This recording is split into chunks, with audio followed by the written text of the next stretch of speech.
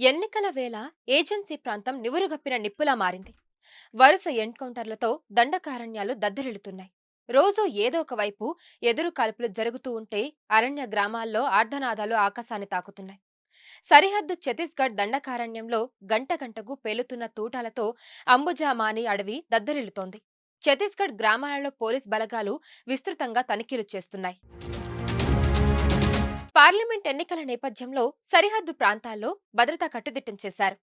ఇందులో 60% పోలింగ్ కేంద్రాలు మావోయిస్టు ప్రభావిత ప్రాంతాలు కావడంతో భద్రతా బలగాలు అడవిని జల్లెడ పడుతున్నాయి.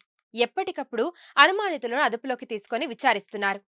ఎటువంటి అవాంఛనీయ సంఘటనలు జరగకుండా ప్రశాంతంగా ఎన్నికలు నిర్వహించేందుకు చర్యలు తీసుకుంటున్నారు. ఆదివాసీ గ్రామాల్లో ఉన్న పట్టేళ్లు, సర్పంచుల సహకారంతో మావోయిస్టు పార్టీలో పనిచేస్తున్న కమిటీ ఏరియా కమాండర్లను లొంగిపోయే విధంగా కృషి చేస్తున్నారు.